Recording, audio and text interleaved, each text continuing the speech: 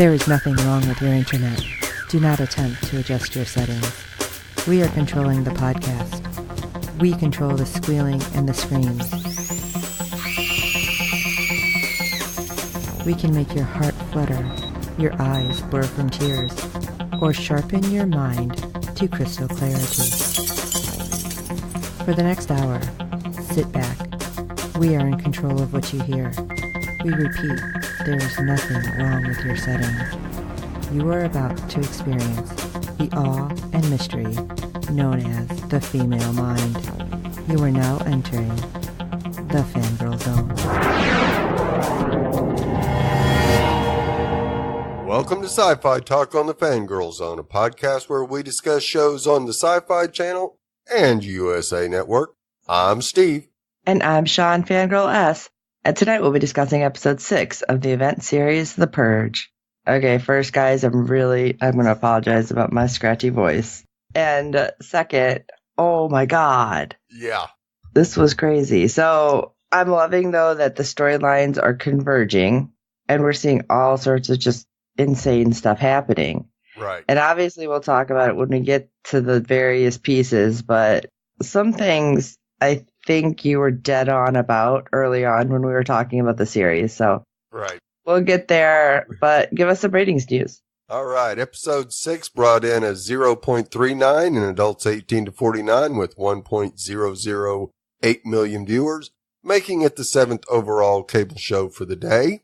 And we have some live +3 ratings for episode 3. It tied for 13th in adults 18 to 49, going from a 0.5 to a 0.9 for an increase of 125%. Nice. Yeah. So I'm getting the feeling that this isn't going to be just an event series. There's so many stories to tell, so we may get a whole lot more. Yeah. We're already over halfway through and we're still averaging 1 million viewers a night. So it's good. Yeah.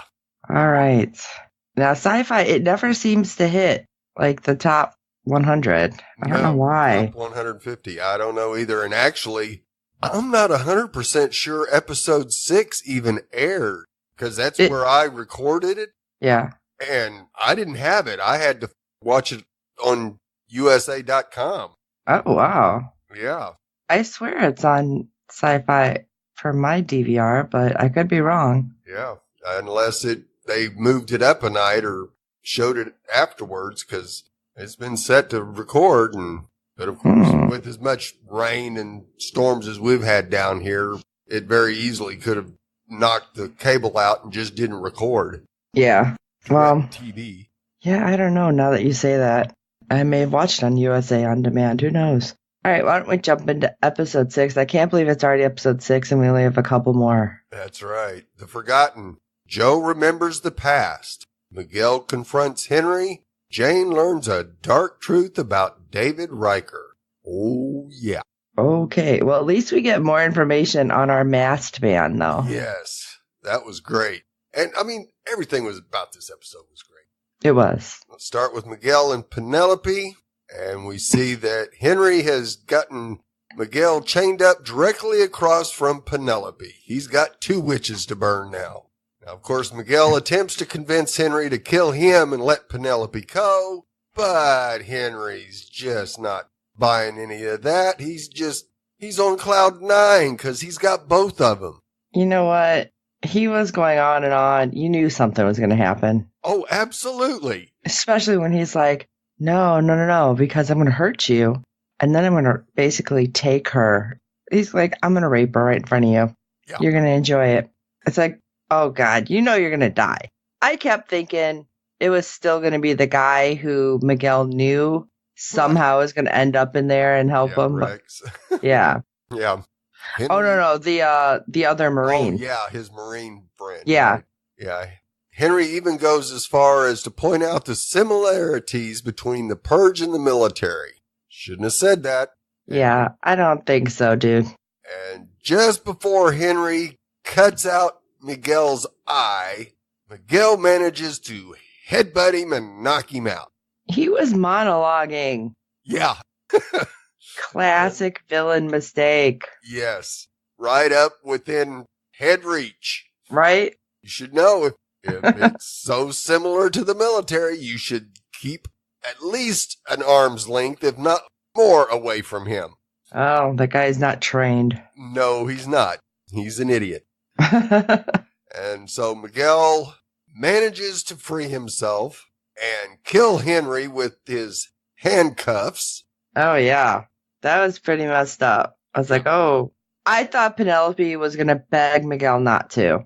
Right. Because at first she kind of starts like, oh my God, no. And I'm like, are you really begging for the life of the guy who tried to kill you and your brother? Right. Because you won't be able to live in that town for the rest of your life if he doesn't kill Henry. Right. And, of course, he's able to get the keys, unlock his cuffs, and unlock Penelope's cuffs, and the two attempt to flee from the carnival of flesh. Now, of course, before they get too very far closer to the exit, Rex spots them and sends a group of guards to go get them. Now, this is what I was talking about, because they're trying to evade and blend in, and suddenly there's another one of the girls that were from the same cult as Penelope. Yep. And she's like, Pat. Cattle barn. Yeah. So they've come back around to give another offering. So I do think that you're right. The leader is getting paid. Oh, absolutely. And I feel like that's right there. It's like that should have raised red flags for at least the other girl. Like, oh my God, wait, you're here. I was here. Oh God, what's happening? Yeah. This is not what we were told. No. And unfortunately, that poor girl, she's a goner. Yeah. Sorry, honey. Miguel and Penelope have to get out of there. And they did it so well. Yeah. Because they hide in like all these dead bodies. Because you see them like pull the bags, dead bodies over them. It's like, what? Yep. And that was impressive. It was great because Miguel's kind of trying to figure out a way, and Penelope tells him, no, let's go this way. I've got a plan. I can do this. And then it's back to Miguel again, having to get him out of there once Rex spots them. It was interesting, though. Yep. Bring down part of the tent and sneak into the dead body disposal. Yeah, I'm part. like, I don't know what you'd call it. Bring out your dead. But yeah, it worked out. It sure did. So at least they've gotten out of the carnival. We'll see if they can stay safe for a couple more hours. Stay safe for the rest of the purge night. I'm thinking not. Yeah, I don't know. Safe. We still got too much time. Yeah, because we don't know what time it is, though, right now. Yeah. If it's only been a couple hours, or if it's been 4 hours, or 6. Right. Let's find out what kind of trouble Jane's gotten herself into. Oh, my God. After I watched this, I'm texting Steve, and I'm like, Jane's an idiot. And all he can send back was, yep. I was so mad.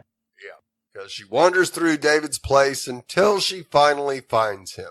And at first, David seemed to be hospitable and unalarmed, even though Jane admits to sending an assassin to kill him. Like, no big deal. Right, except some of the things he said. Yeah. And when all of a sudden you hear, do you really think the board would have put you in my spot, though? And I'm like, uh-oh. Yeah. This is not going to end well for Jane. Nope. So, of course, David wants to show Jane some of his artwork. Yeah, What else you going to show her? And David takes Jane around his house. Right. Which is more like a multi-story mansion. Yeah, there was a lot of freaking rooms. Yeah. And Jane starts to sense that something is wrong and decides to flee, but she's not able to get out to the door, and she heads into another room where she finds the assassin laying dead in a tub. Yeah, that kind of surprised me. I really wasn't thinking that she would have been killed off, at least not there. Especially when David's like taunting her, oh, you sent a woman to do a man's job. Yeah. Wow. Yeah. David is a piece of work. And so he takes Jane and reveals to her that he hosts a special art gallery where women are tied up. Oh, yes.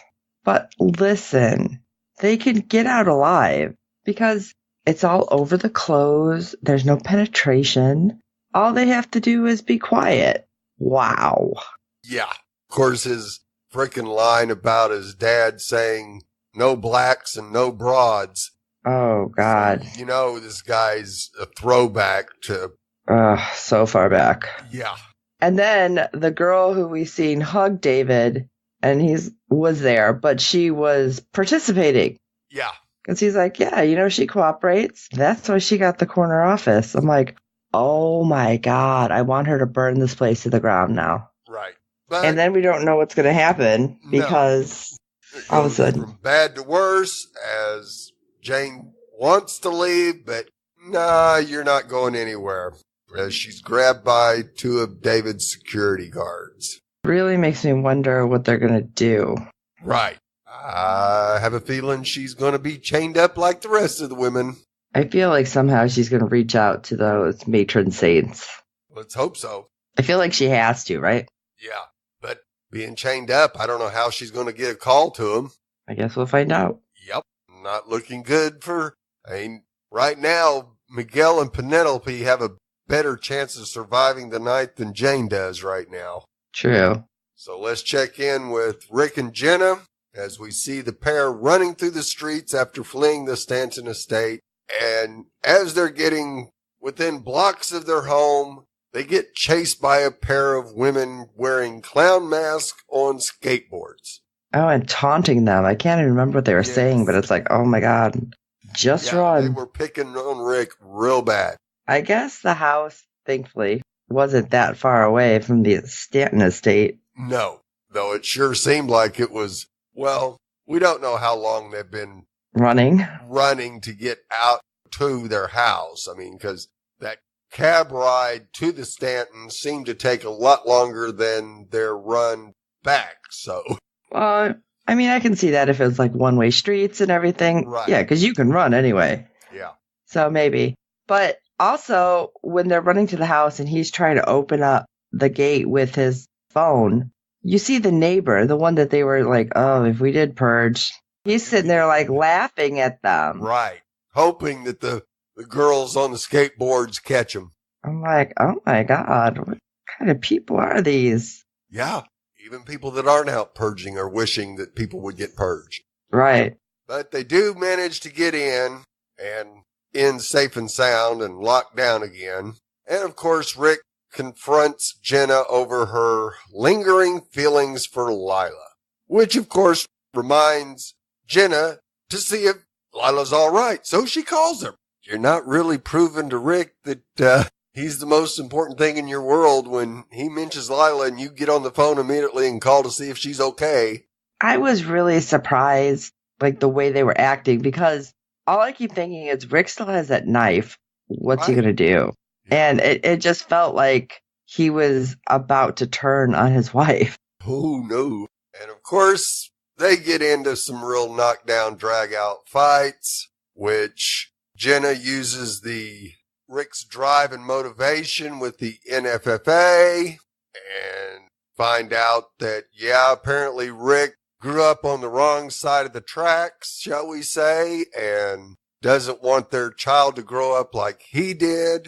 And Jenna says, well, it's that or we're over. You either become the old Rick or I'm out, basically. Right. And I get that because she fell in love with one person and he's just changing. She doesn't want him to turn into Stanton. No, not when they're about to have a child. Right. Especially a girl.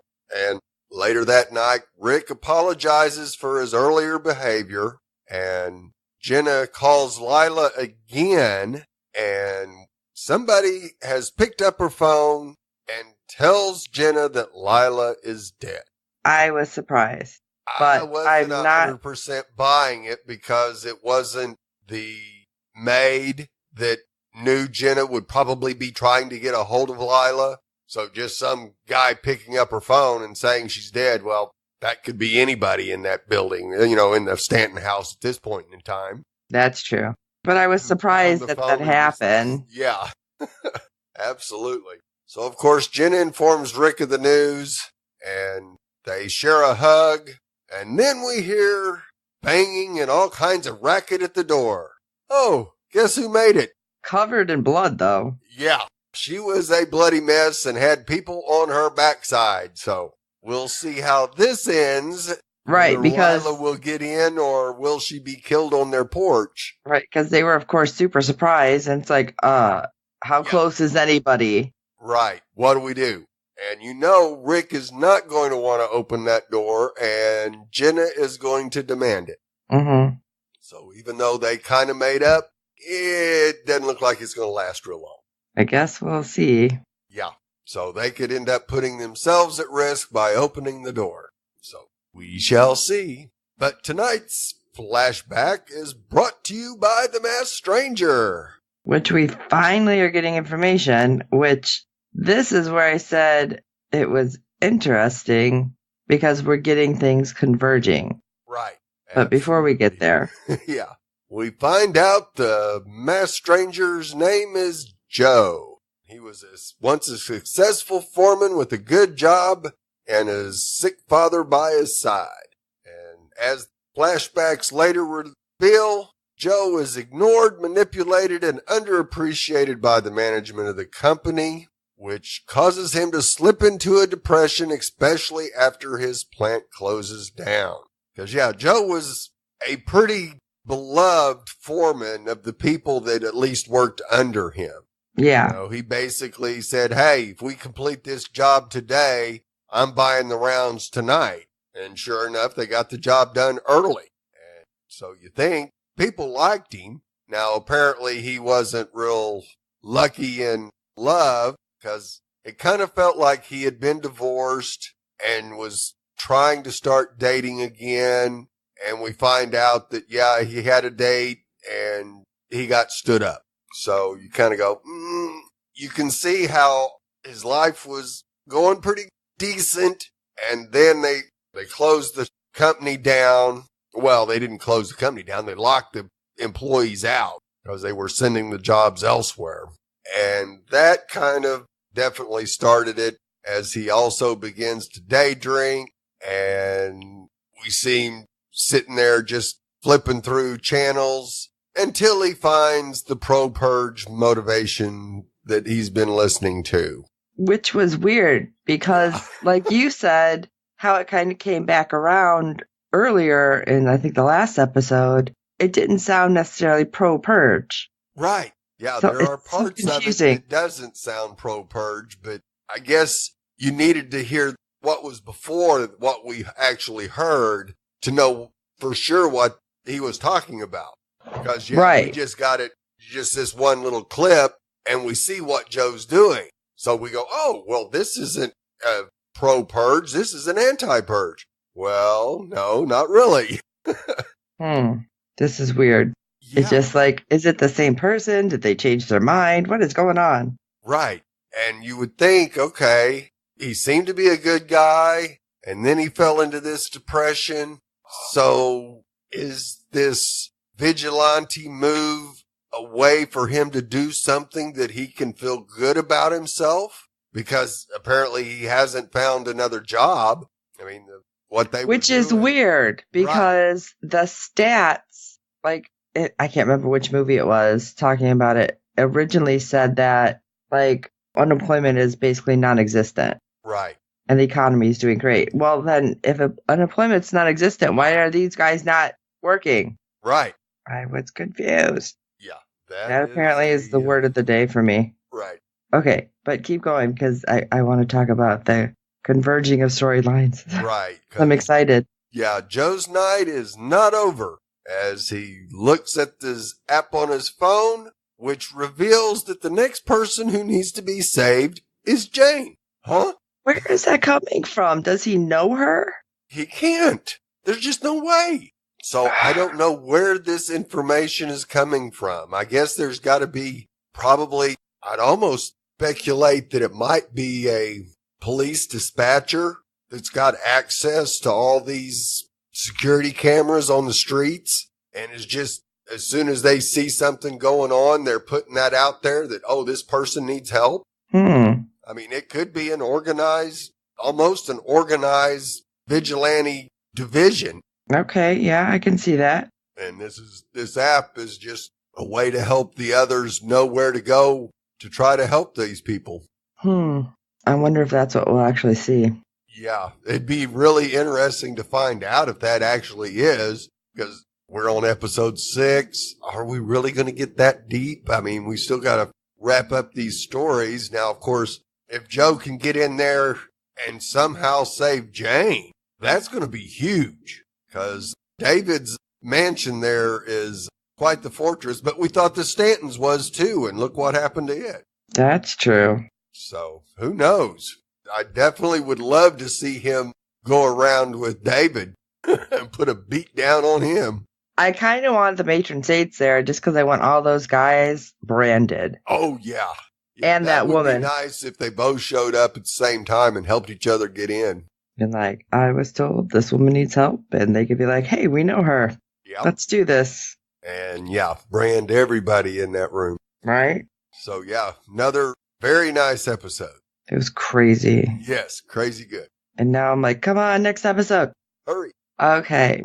Well, what did you guys think about the show? We want to hear your thoughts on it.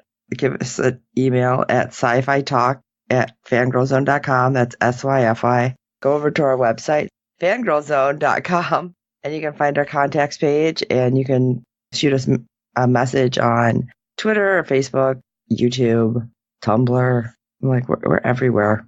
You can send it directly to Steve or I, and that way we will know how you feel about the show too. And I know there's a lot of people watching it, and a lot of people were very surprised about the way that this actually caught them. Right. So I know Steve and I were too. We weren't sure what to expect. Yeah. So let us know how you feel. And of course, while you're at it, if you can rate and review us on iTunes and every other platform you're finding us on. Good ratings and reviews help other fans of the show find us. Tell your friends. We too hope you're enjoying the podcast. And oh my gosh. So for this episode of Sci-Fi Talk, I'm Sean Fangirl S. And I'm Steve. The meteor came and they didn't even tell us to duck. And until next time.